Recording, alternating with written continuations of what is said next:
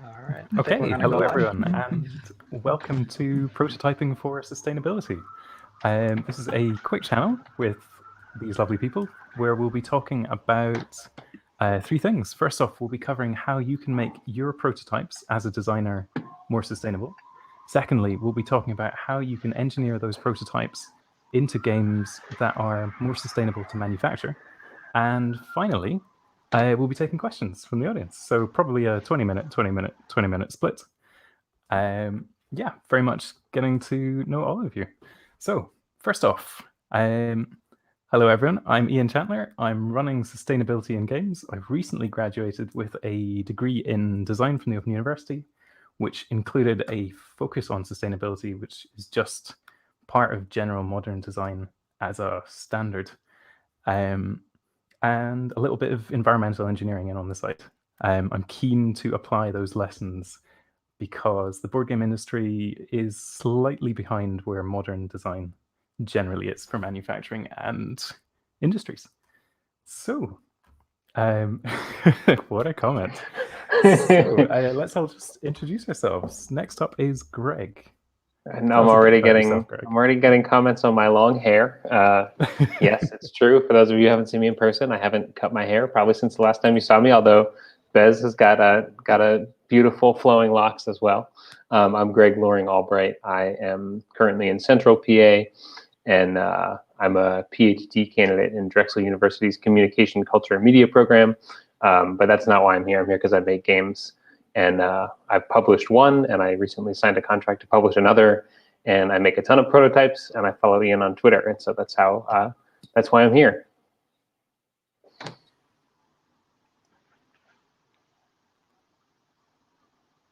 Ian, I think you're muted. Classic. Got to start with musing myself by accident. Dave, over to you. All right. Welcome, everyone. Thank you for having me today. My name is Dr. Dave Eng. I am a professor. I teach at New York University School of Professional Studies. I also host a community called the Games-Based Learning Alliance, where I work with other educators on creating games, games-based learning, and simulations, and also using gamification for teaching and learning online. I'm also a board game designer, so I work a lot with a lot of different components for creating games, and I think that this topic of sustainability is incredibly important, and I'm just glad to be here today. Fantastic. And finally, my fellow Scott. Hello, Bez. Hello, everyone. I am Bez. I love games. I'm probably best known for, I should have been a bit more prepared, for Yogi, which is a game wherein you touch a finger to your nose, or maybe a finger to your ear, or two hands touching, or maybe a hand to your knee, and you still need to somehow draw your next card. I also did the L deck. I love games. I'm planning to keep working on games for a long time to come. I'm definitely more of a designer than I am a self-publisher, although I have done both. But I've dabbled in all these things, and I'm even dabbled in art and streaming myself. But it's lovely to be here, and I'm excited to talk with all of you. Fantastic. Fantastic. Right, so let's just get stuck straight in. Sustainability. For those who don't know, sustainability is effectively a process by which we say, if you want to make something, then make it in a way that future generations can make the same thing. If you're making a product that takes more out of the environment or causes more harm than it would normally use, then it's unsustainable. So yeah, if a future generation can make what you're making without changes to their lifestyle, then that's the fantastic thing. If you can even get it to put back, then that is the best thing possible. So the key phrase we always cover is reduce, reuse, recycle, and it's very specific in that order. If you can reduce the stuff you use, then that cuts out a huge amount of waste. If you can reuse as the second step, then you're not having to buy new things, which make more waste. And finally, if you can recycle, turning old things into new things, then that's fantastic. It is the least efficient of the three. So reduce, reuse, recycle. So designers, let's see. we're going to talk about making prototypes sustainably. So, what are key ways that you could reduce the amount of, say, paper? Let's just have a quick talk about how you make prototypes and work out key ways you can use to reduce the components during that process. Turn it over to Greg first. Oh no, I have to go first twice. Prototyping method. Do you sit down and just write everything out and then go print it, or do you just get stuck in with random sheets of paper and things? Yeah, this is a hard question for me because I don't like have a process, which is a problem. I'm working on like becoming more sustainable, like not environmentally sustainable, but like procedurally sustainable. So I don't like always have game ideas spinning around in my head and like getting more of a flow to my game design. But the advice, the advice that all new game designers get, right, is just get something really quick and put it on the table and make it. And I think that's good advice for new designers, but I've recently been talking with some of my game design friends about how sometimes that can be a problem. And I'm mentioning this because of sustainability reasons, obviously, because if you're just like slamming out every idea you have and turning it into a prototype, you're going to waste a ton of paper. But also from a design standpoint, like it's hard for me to know where to put this cutoff of this is not advice for first-time designers, but is it advice for second-time designers? But there's a time where you don't want to just slam out the prototype, where you want to say, let me make a design doc, let me sort of think this through. And I've had designs where I slammed out a prototype and then I just kind of got stuck in an iterative cycle because of decisions I had made with that prototype. And I would have saved a lot of components and also saved myself a lot of time and headaches if I had held off and waited to put the prototype on the table until I knew a little bit more of what I was trying to make. Okay. That is fantastic and good to know. Dave, let's hear from yourself. So I want to add to what Greg said before about starting off with your design documents, because one of the things I started to do now, rather than just jumping in to start creating components, is the theory craft, which is just put down on paper what you think this game should be. Not a formalized game design document, but like one of the things I do is I'll be walking around and I'll think of like a new theme. Like one of them was I was just going grocery shopping and I thought that, there's no board games that use grocery shopping as a theme, and there should be. So I just wrote myself like a note, and I just said, that's an idea I'm just going to save for later. But then before I started jumping into that, I got that email, and I was like looking at my note, and I was like, okay, what would a grocery shopping game look like? What would it include? Would it include like Scrabble tiles, cards, or something else? And I kind of wrote that out. I'm like, okay, if I really want to be authentic to this theme, what are the components would it have? So I think that process saved me a lot prior to creating anything, physically with prototype components. And then the other thing I can recommend, because I don't know how many people are watching right now that are like Kickstarter addicts like me, but usually if you get like a game and you have like those upgraded components, you don't need like those cardboard chits anymore. Some people will like throw them out or give them away. I actually have a big bag, I call it the boneyard, where I just take all those extra components and I just throw it in this cloth bag I have. And that's just it. Like if I'm prototyping something and I'm like, you know what, I just need something that represents wheat or sheep or something. I'm like, I'm just gonna grab some of those original scythe components and I'll use those. And like, maybe in the future I'll need them, maybe I won't. But I think just being able to save those components because you may need them later in like just a grab bag of things is really helpful. So I would say those two things. One, theory craft, so try to get your ideas down on paper first. And then two, there's no real need to throw away like regular components if you get deluxe components, because you can use those for prototyping. So that's what I highly recommend. Fantastic. Okay, Bez, I have seen your prototyping work firsthand, and I know you're a big fan of scribbling. Yes. Particularly with cat drawings, for example. So what's, for the audience, what's your general prototyping method like at the moment?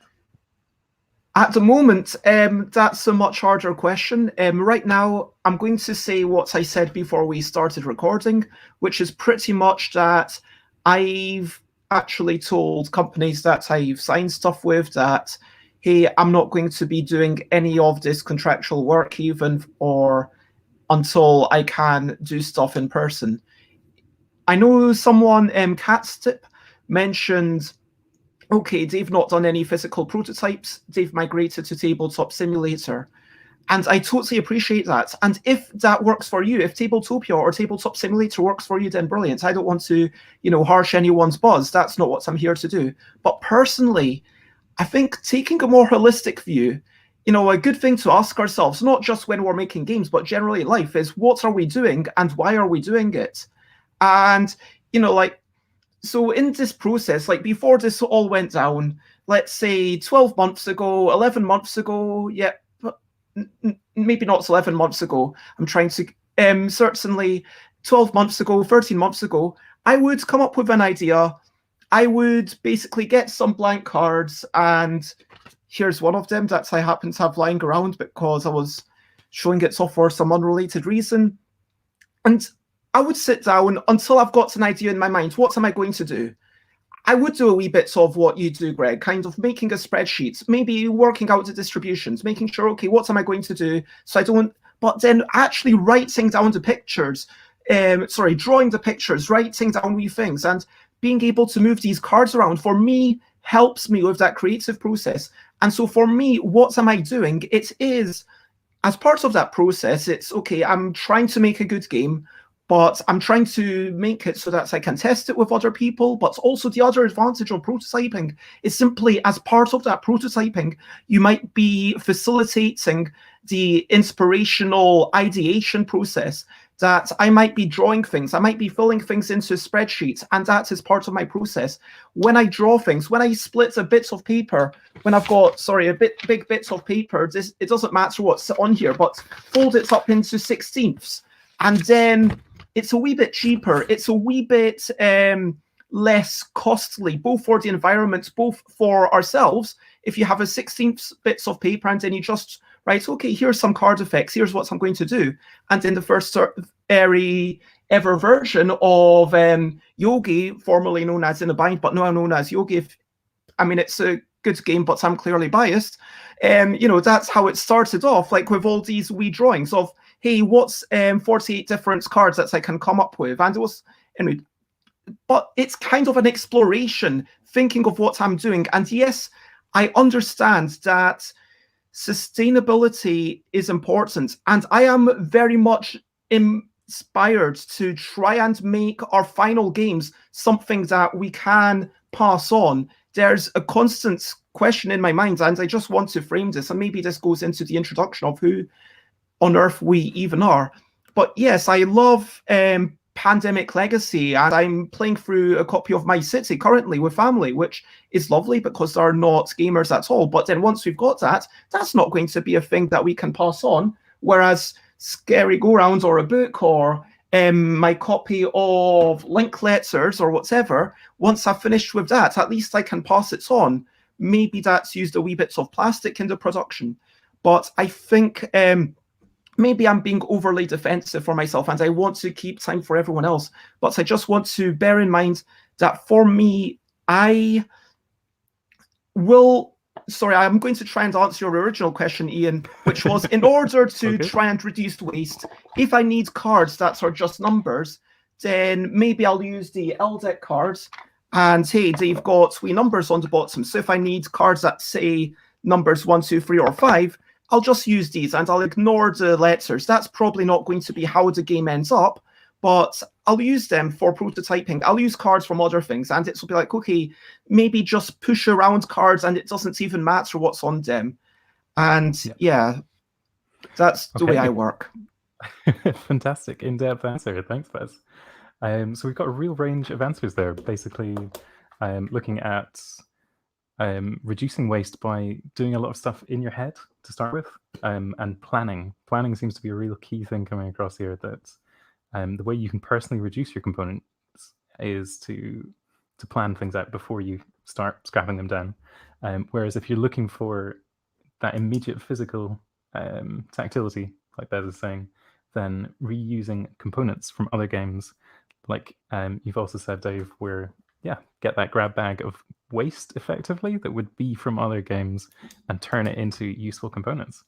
So that's fantastic. That is, we've got the reduce, reuse, recycle bang in there, which is great to hear that we're all on board already. So let's see. In terms of when I speak to designers, a lot of designers talk about the usefulness of plastic components. Specifically, some people laminate things. A lot of people use card sleeves, and people use, say, coin collector tokens to put tokens in. The key thing I just wanted to say was that a lot of this stuff, the difference between paper and these plastics is that these plastics can take hundreds of years to break down, or may not break down into biodegradable components whatsoever, whereas paper can break down very quickly. Let's see, if you were a new designer looking to reuse your paper, you're looking to make some very custom cards, for example, what advice, and we'll just open this straight up to the three of you, what advice would you say to making, for example, custom card components that you want to scribble on and do cards with without using, say, card sleeves? And yeah, all three of you, just feel free to jump straight in. One thing that I find is really fascinating is, depending on where you live, you may have access to what are called casino seconds of card decks. So I remember, I live in New Jersey, so Atlantic City is very close to us. There's a casino policy where a deck of cards, a standard 52 card deck of cards, can only be used so many times while on the casino floor. Afterwards, they are punched through the middle to indicate that they've been used, and those decks are effectively discarded. As a kid, it was a nice souvenir to pick up those used decks from a casino. But what I realize now is, if these decks are going to eventually go into a landfill, there's no reason why they can't have a second home and a second purpose used for prototyping. And I want to point out one of the comments that we got in the chat there from, I believe it's Abe Hill, about having a physical presence or a physical component. And I 100% agree. I realize that Tabletop Simulator can be a worthy replacement for a lot of the prototyping we would normally do in person. But for me, the reason I play board games is because I want that physical, tactile response, to be surrounded with other people around the table. So if you do have access to those cards that could get a second life from that have been on a casino floor before, I suggest using that. Otherwise, if I just have decks of cards that have outlived their life, I'll just use those and draw directly on them for prototyping purposes. So that's what I would suggest if you can get your hands on those types of components. Fantastic. So effective waste already that you can just reuse. Can I ask, because this is something that I've never encountered before, so could I ask, how do you get them? How much are they? Just for yeah. I think that I haven't picked up more packs since I was a kid, but I believe that at on the Atlantic City boardwalk, vendors just sell them on the street. They're probably like $1 per pack, which is a lot less than considering that you can still use them as playing cards so long as you're okay with them having a hole in the center. I think that's a pretty good deal. That sounds great. Yeah. I've heard from Americans that you have a chain of shops in Portland and on the East Coast as well called Scraps Chain, which is kind of a second-hand excess art shop with art supplies and paper and stuff that's been used for art projects that then, of course, is excess to the project that people can then pick up from those shops. It's kind of like a specific second-hand shop, and that sounds fantastic for those very useful components. Let's see, Greg, just in case you've got anything to add on the topic of reducing your plastic in your reusable components? Yeah, totally. Two things I thought of when you asked this question. Number one was not being religious about it. I have 2 sets of 50 plastic sleeves that I bought 5 years ago when I started getting into board game design, and I've been reusing them ever since. And so thinking about it is admirable, and it is good that we are thinking about how to kind of reduce our personal intake, but a lot of these problems are more systemic. So anyway, I'm going down a rabbit hole. What I'm trying to say is just because I want to reduce plastic use in the world doesn't mean I'm then going to not ever touch anything made of plastic, right? If I can buy this thing one time and I've been reusing it ever since, that's a pretty good trade-off. The other thing I will say in terms of using less plastic is something I'll often do when I have, blank cards, white cards, or just scrap of paper cards that I'm making, make them as general as possible until I'm ready to move specifically towards a theme or something. So like I was working on a game that had a sort of numerical turn bid, and I just made a bunch of cards that were 1, 2, 3, 4, 5, 6. It was a 6-player game. And then that game fell apart and I didn't end up pursuing it. And so I put those cards back in my box. And then for another prototype, I pulled out 1, 2, 3, 4, 5, 6. And I hadn't written like, the king of the realm of Stephen or whatever on the number 1. I just put a 1. And so now that becomes something else in another game. So moving towards specificity when the time is right, but keeping things as general as possible early on, I think is useful. I can see Bez thinking about how she's going to scribble some really inspirational idea, and I'm not trying to like get in this oppositional space with you, Bez, but I think there's I really vibe with what you were saying about like it's good to have the specificity and it's good to move the physical things around in the space, and that's a big part of the inspirational process. So I think I'm trying to like counterbalance a little bit, but I totally vibe with what you're saying. I mean, I know that we're all on the same page because, no one comes onto a panel with this name with, you're not going to expect a big difference of opinion. And I'm 100% agreed that it's really about disposable plastic. I mean, I've got this bottle and recycling, the ones that I don't use for water every morning, I kind of fill this up a couple of times a day, and I'm realizing that actually, I need more than just one bottle because I can get through one of these in about an hour, and I do a 2-hour stream each morning. But anyway, the point is that I agree with you. And yeah, sure, cards, make that thick, put it in a sleeve, get a bit of paper, put it in front. That's a good way to avoid plastic usage. And I was actually pondering about generalization rather than specificity, because, I mean, for those who don't know, and I risk kind of being overly self-promotional, but here, that was actually not intended, but this is the L deck, where on each card you've got 2 letters and a border and a number. And the whole point of this deck is that you've got loads of games to play with it. You've got more games than there are letters in the alphabet. And there's a whole chunk that I'm proud of. There's a design competition going on each year. I just sent out 200 quid to the winners of the last year's competition, and I'm going to be sending them some physical stuff when it's safe for me to send stuff, because for those who don't know, we are in the middle of a pandemic, and UK is particularly badly hit currently, sadly. But by having a game system, then we can play loads of different games. To some extent, you've got to think, okay, do we even need any of these games at all? Because there's so many blooming games with traditional playing cards. If you look at, Richard Garfield designed a game for traditional playing cards games. It's not like people have stopped making new games for traditional playing cards. It's just that they're underrated and they don't get seen because they're not bespoke things. And I saw that from a marketing perspective, like, can get that later down the road, probably. But, having a game system, it makes... Then a magazine isn't going to review it, and then you chase them up and they say, yes, if it was just the one game, we would have reviewed it, but it was just a bit hard for us to work out how to approach it.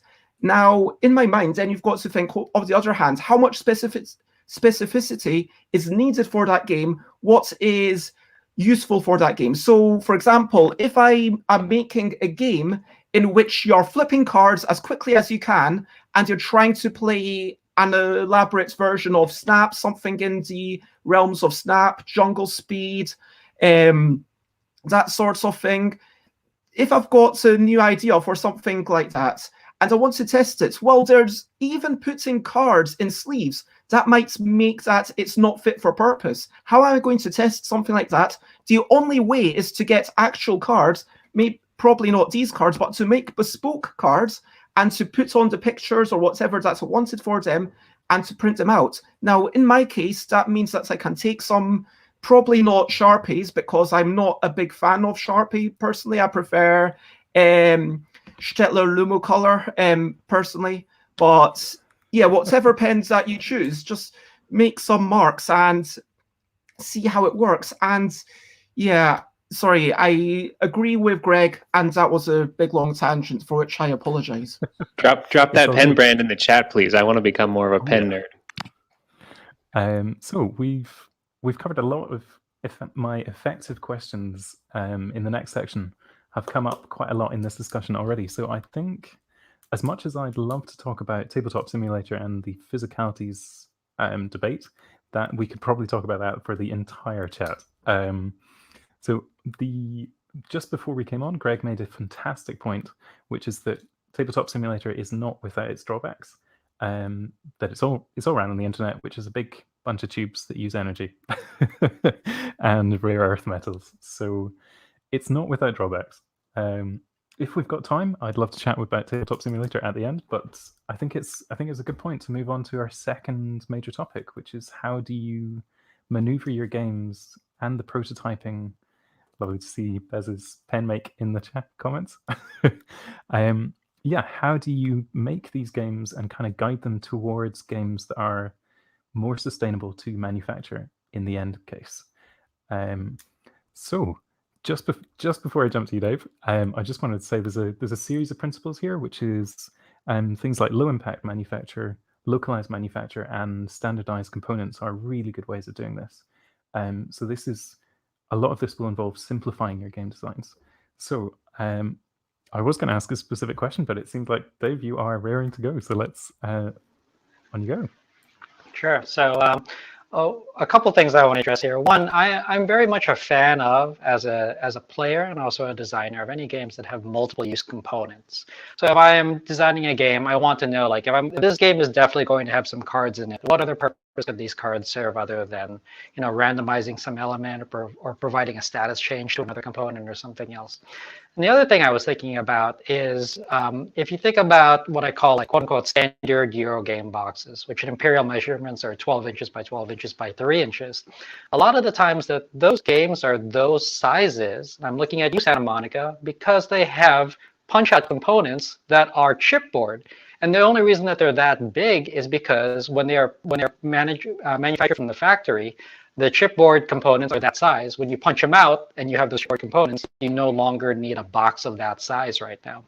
So I got to thinking, is it possible to create a game that would use a standardized size of box that would be easier to mail rather than the Euro box? And like I was thinking about, can I design a game that will fit all of its components in a USPS flat mailer? In that, like, to go to any 50 state. Any of the 50 states in the U.S., it'll cost the same amount of money. And part of what my game design partner told me is that, that's basically what the Tiny Epic series does right now, which is how can you put the most amount of game into a small box as possible. And then the last thing I wanted to talk about is that, and this came up before when Bez and Greg were talking, is that if you have access to stores, at least in the U.S., we have Salvation Army and also the Habitat for Humanity Reduce, Reuse, and Recycle stores. They're kind of a hotbed for people donating old games that they don't want to use anymore. And I've used those as actually design challenges, which is I'll go to a Salvation Army, I'll go to like their miscellaneous section, and I'll see what games are available there. 9 times out of 10, it happens to be Trivial Pursuit, but sometimes you'll benefit by you can pick up a copy of Othello or something else that has cool plastic components or something, and I'll buy those up and I'll add those components to my boneyard, and I'll see, what can I create a game from these components? Not starting with a theme, not starting with a rule set, but I have 16 black and white discs. How can I create a game out of that? So those are some things that I would recommend overall. 1, thinking about multiple use components. 2, really thinking about how your box size affects fulfillment, because eventually your game is going to get to the consumer in some way. So how can you make that footprint as small as possible? And then 3, creating a design challenge for yourself, which actually starts out with components that already exist. How can you use those to fulfill your game design dream? Fantastic. That's a series of great methods. Let's see, Greg, how would you feel if I told you that all of your games from now on could only use, the only figures they were allowed to use were standard wooden meeples like you'd find in Carcassonne? How would you feel? What would you do to change your games in order to make the most out of those limited components, for example? I think I would feel sad, but also inspired. I'm glad you said meeples and not the sort of like Halma pawn, because the meeples at least you can lay on their side and you can they're a little more versatile. Yeah, it's a good question. I don't know. Can I I ask don't. this question? Go ahead, Bez. Do you mean like meeples and literally nothing else, or are you still allowed to use tiles or cards, or is it literally just meeples? So if you were the simplest way to eliminate plastic in most modern board games is to get rid of the figures. So say you're looking to make a grand epic adventure with your standard custom fantasy miniatures, then trying to prototype and design this in order to get people that feeling, but with meeples instead. I think it's a really good challenge. I've been thinking more about the affective dimensions of games as a result of my PhD research that I'm doing. But yeah, as a designer, I sort of think, oh, the minis don't matter. Like you can just play a mini heavy game with nothing. But they do matter. They do make you feel a certain thing or engage with the story in a certain way. And so I think I'm now going to flip this around and say, but actually they don't matter. If we lived in Ian's world where we only have meeples, I think that would push designers to make the like internal structures of their games more expressive, because you can't, if I'm playing a cool Lord of the Rings game and one of the meeples is Frodo and one of the meeples is Gimli or something, they need to differentiate. And now I can differentiate them via a plastic sculpt. But in Ian's world, I have to differentiate them via rules or smart writing or interesting emergent interactions. So I like this world. I'll mourn the loss of miniatures. Yeah, right? I mean, you don't have to make everything down to rules. You can say, and frankly, even if the rules affect them in different ways, you still have to be able to distinguish them visually. But I think that for accessibility, having different shapes surely improves things somewhat. But I am very much of the opinion that I am happy to play War Machine with just wee discs and just ignore the miniatures. I am very much a rules-focused designer, rules-focused player. I'm not going to say that I'm not attracted by lovely art. If you show me something with a watercolor, bright color aesthetic, I'm going to be really digging it. Maybe with a limited palette, maybe with some bold lines, and anyway. But yeah, for sure, when you're prototyping, why would you even, I know some people are, hey, let's be 3D printing everything, and it does seem like a wee bit wasteful unless you're actually going to use that for your next thing. Okay, if you've made this stuff, but yeah, I don't think that it's necessary. I think, yeah, just use discs and use squares, and you can, instead of having miniatures, all you need is the bases 9 times out of 10. I would almost posit 999 times out of 1,000. All you need is the bases with a little bit of identification on it to say what it represents. And in terms of testing how the game itself plays, you can play it. Of course, then we get into, does this match the experiential results at the end? But if you're doing your job right, that's only going to improve, surely. Okay. So let's say one very simple way we could cut out a significant amount of waste is through shared pieces. As Dr. Devang has noted previously, a lot of games have duplicate pieces, like, for example, coins, or just numerical markers.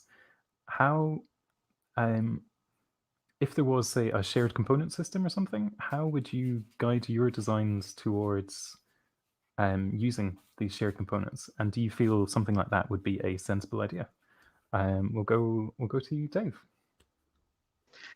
So I know that there are some games out there, and I'm blanking on the specific name of it, but I remember the Kickstarter for, I believe it was like the pyramid game system, which had several different types of plastic pyramid components that you could all play, a lot of different games with, which what inspired me because I was thinking before about your question about making a game that is just out of meeples.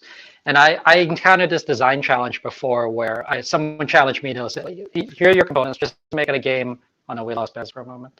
Hopefully Bez will come back. But make a game just out of these individual components. And one of the things that I learned is that you can make a game, but look at your individual components and think about how the status of that component could change. So say you have like 12 meeples.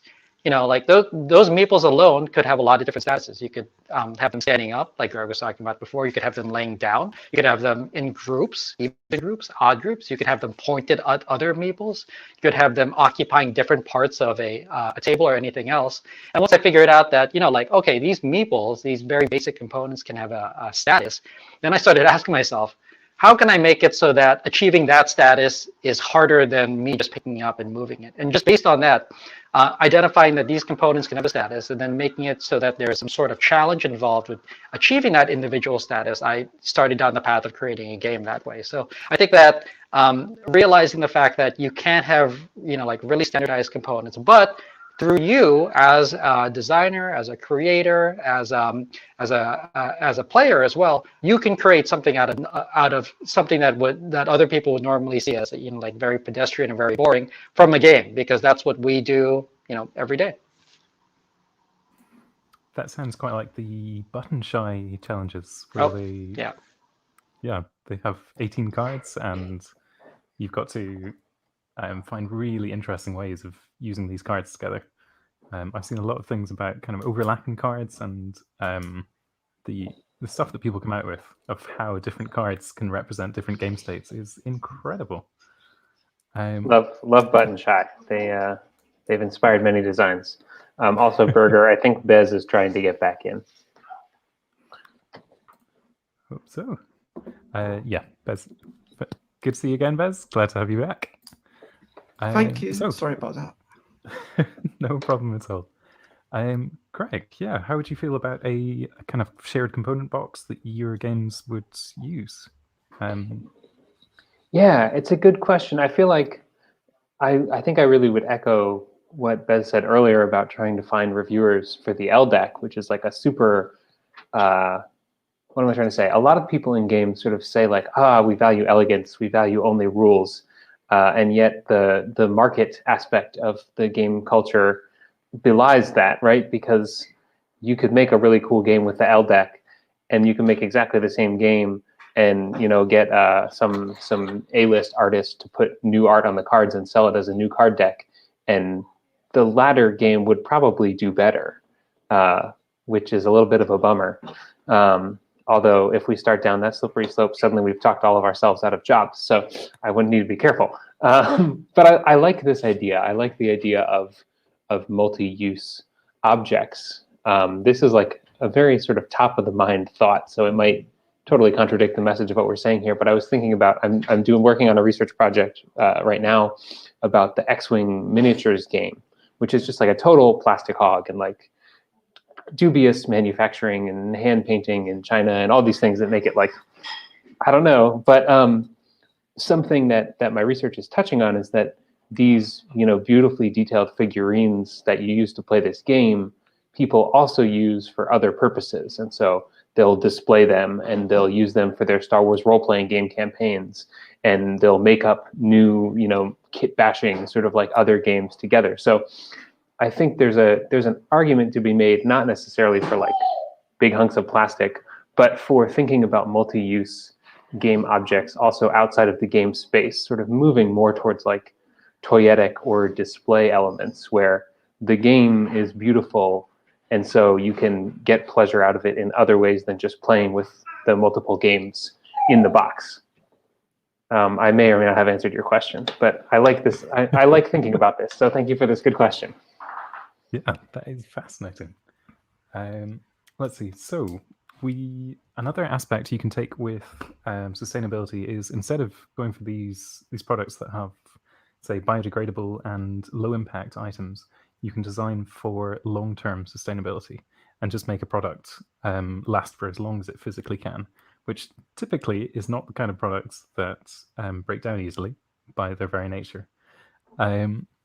So, let's see, Bez, if you were to support basically, I think you're a great example of the long-term potential for a game, because I see would you like to just chat a bit about how the LDEC came about and how you've supported it this last year?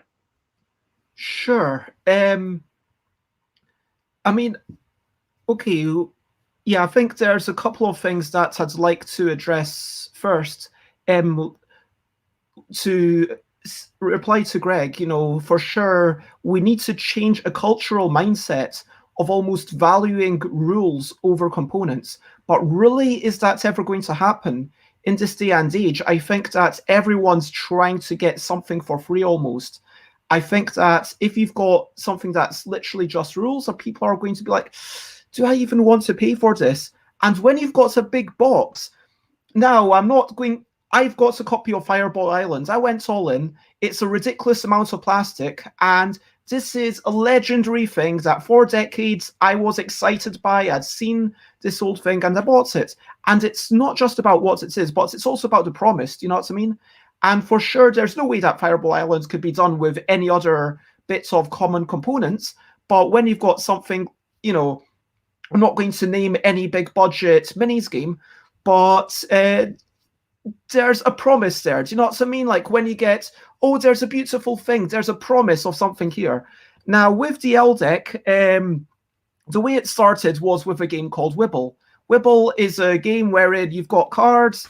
It was very much inspired by Gil Hova's Prolix, now known as Wordsy, where you say, okay, what's a word that uses one of these letters and one of these letters? For example, I could say lass, L-A-S-S, and then I keep one, and now it becomes harder, so now I might have to say least. And then I get another, and then eventually I'd have to say unless, U-N-L-E-S-S, which uses at least one letter from every card. Every time you win, you get another point, and that game itself, I felt this was a good enough game to be its own thing. But as I was prototyping a few more things, I think this was in 2016, I want to say. No, 2015, sorry, 2015, just when Inner Bind had yet to come out. So I was working on it. Then I had other ideas for other things that could be played with the cards. I went to UK Games Expo. Andrew Dennison came up with Alphabetical, a game that could use the same deck. And I was like, wow, this is a great idea. This inspires me that I want to make it a game system that you can play, a storytelling game, a strategic game, something that's a bit more complex, something that's a bit fast. And my plan and my hope all the time has been that someone buys one of these decks and then eventually I'm committed to making a new headline game for it, whether that's designed by me or Alex in chat or Xate or Tom Cauldron, who made Categorical. Now, what I've done going forwards, what I am doing currently is for Categorical, I'm having a new box, which production has been difficult because of everything politically and COVID related in the past.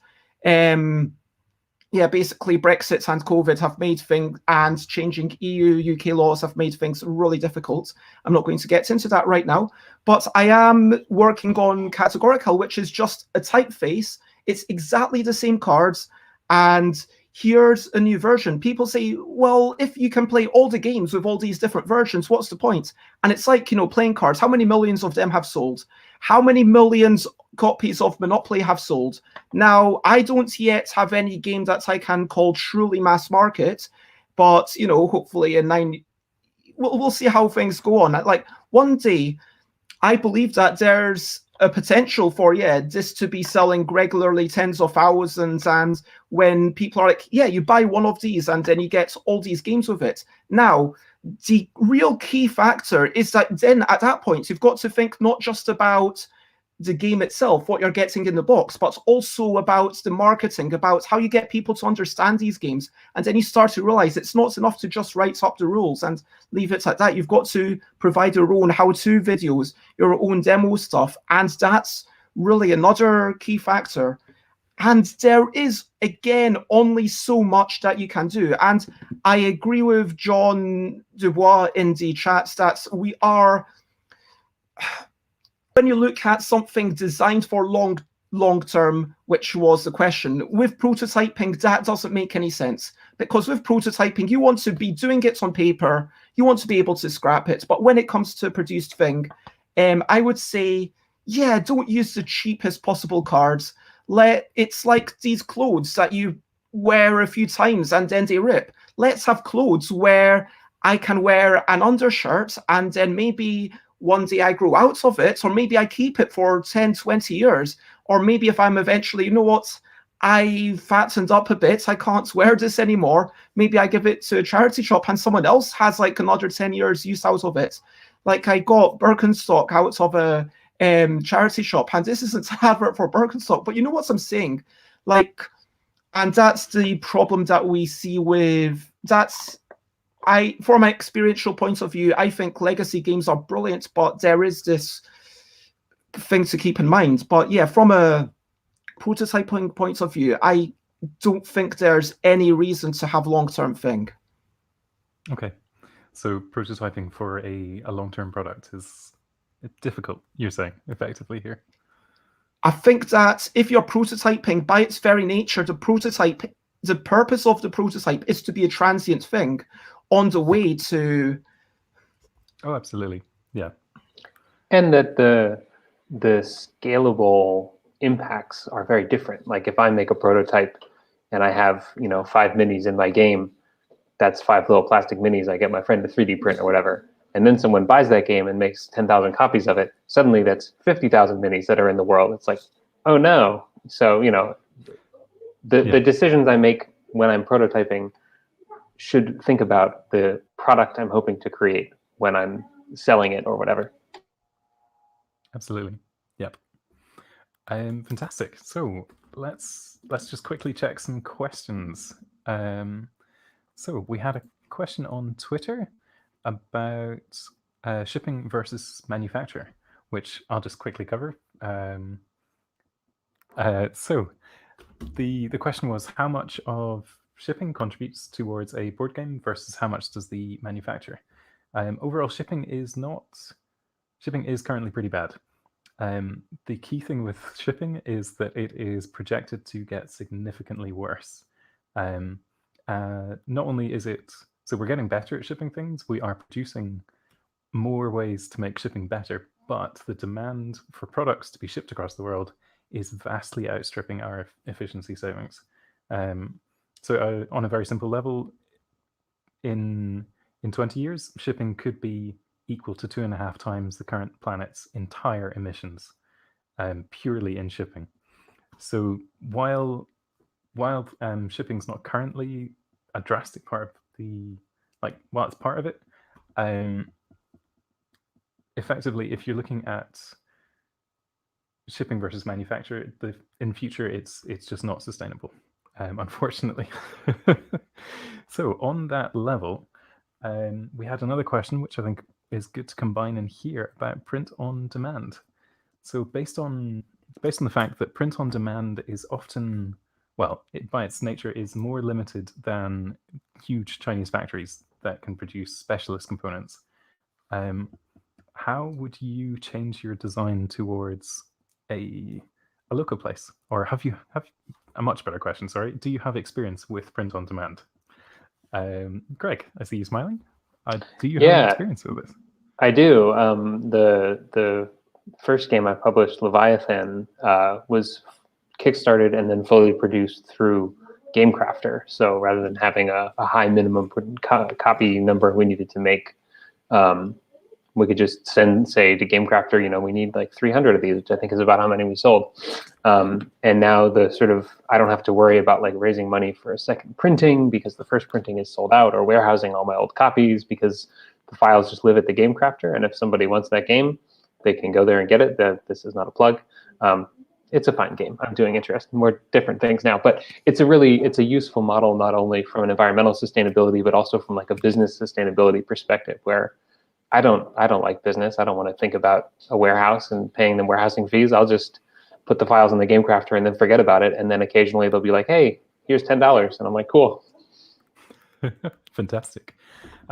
Did you find it produced limitations on your design using the Gamecrafter? So another connection back to Button Shy. The game was intentionally constrained because it was designed for a Button Shy 18 card contest. So I didn't feel the constraint of the production methodology because the constraint already came from the sort of like design ethos.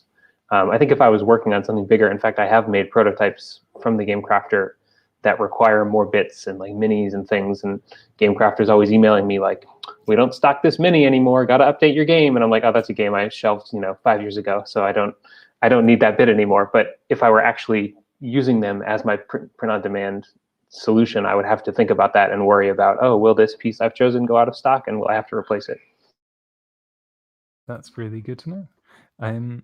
Dr. Devang, do you have any comments on print on demand?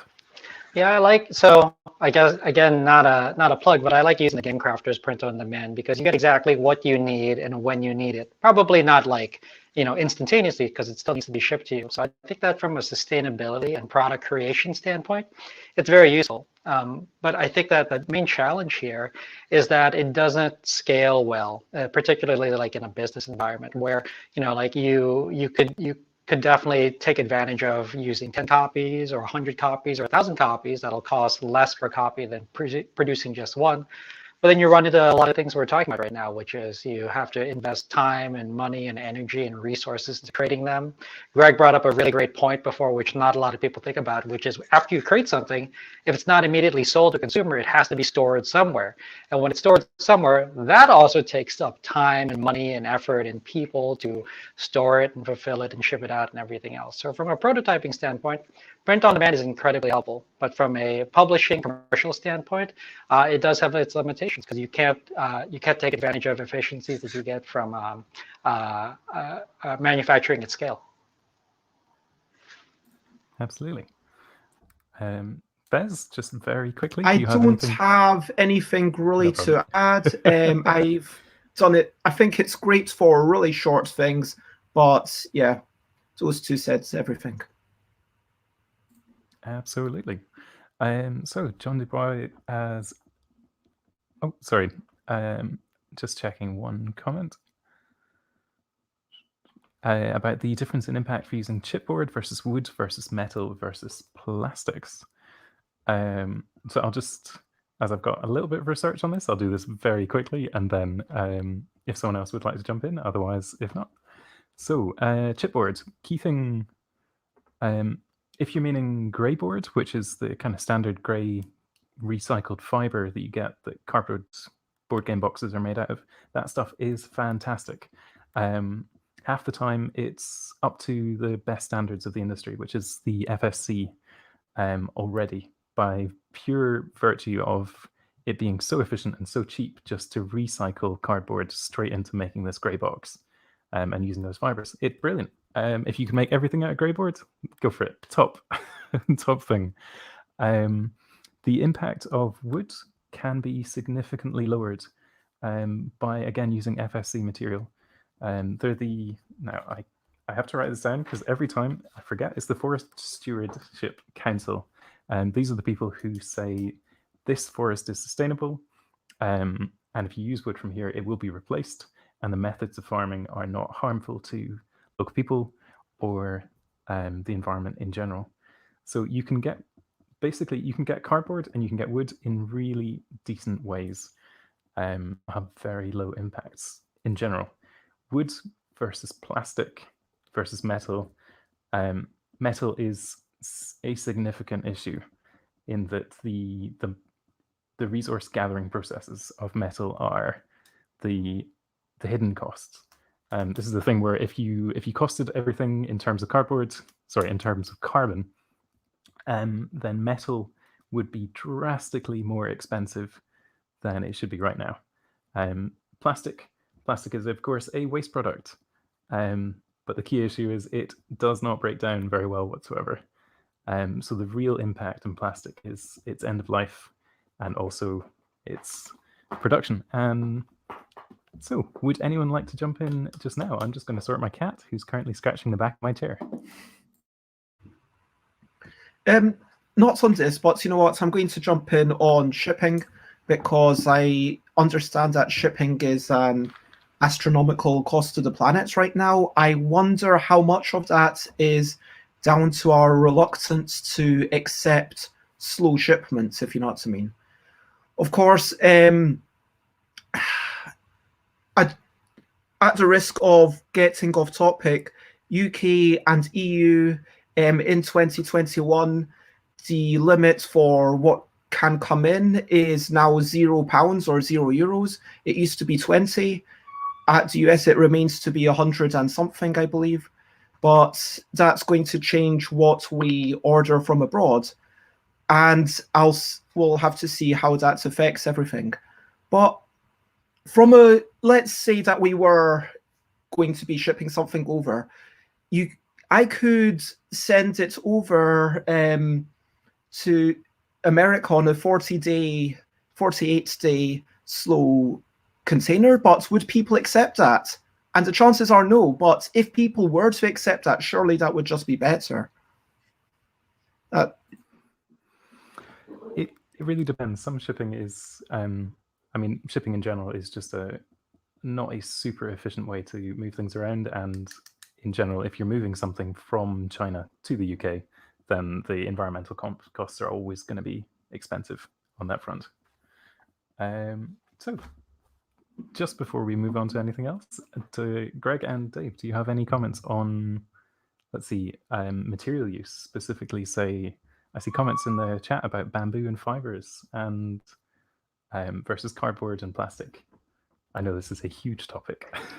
So, I'm not a material scientist, but I do think it makes sense to think about it, going back to something Bez said earlier about the sort of like visceral or imagined promise of the experience of like, what do you want to touch? Because that's like what we're doing. And I like that this sort of runs like parallel to, but also sort of against the like, it's all about rules thought, right? Because they do sort of work in harmony. And I'm sure there are sustainable materials that are pleasant to physically interact with, but I don't know anything about them because I'm not a material scientist. No problem whatsoever. Dave, do you have anything to say, or shall we just move on? I just say from a play standpoint, I prefer to have wooden meeples over individual plastic miniatures because I think I read somewhere that there are games that have miniatures and that there are miniatures that just happen to have a game around it. I'm looking at you, Warhammer.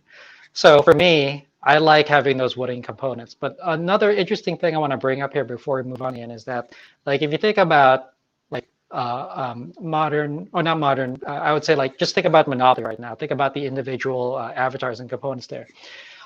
When I was reading about it, one of the reasons why a thimble is a component is because when it was originally produced as a landlord's game, people were asked to provide their own components for the game, which if you think about it now from a modern board game standpoint, we are highly spoiled. You know, back then it was like, here's a game, come up with your own components. Like if you want to use a thimble, cool, that's going to be part of the game now. So I think when we think about this experience overall, we have now with modern tabletop games, we as the designers, as the authors, we can choose how we want players to be represented in the game. But you know, when games were produced before it was really up a lot to the players to source their own components for those individual games. I'd love to see that in future. That sounds like a great idea. It's kind of a shame we've moved away from that. So we are coming up to the end of the hour. I just wanted to say a massive thank you to all three of you for this chat. And if we go clockwise again, where can we find you on the internet? Let's start with Bez. Okay, well, if you look up my website, it's not very good, but that's stuffbybez.com. On stuffbybez.bigcartel.com, you can actually find some print and play versions of the LDEC or Kitty Cataclysm. Twitter.com/stuffbybez or Instagram.com/stuffbybez. Twitch.tv/stuffbybez. I stream every day at 10 a.m. UK time. YouTube.com/stuffbybez for all the old episodes, and Facebook.com/thingsbybez, because it used to be that you couldn't have F and the B next to each other.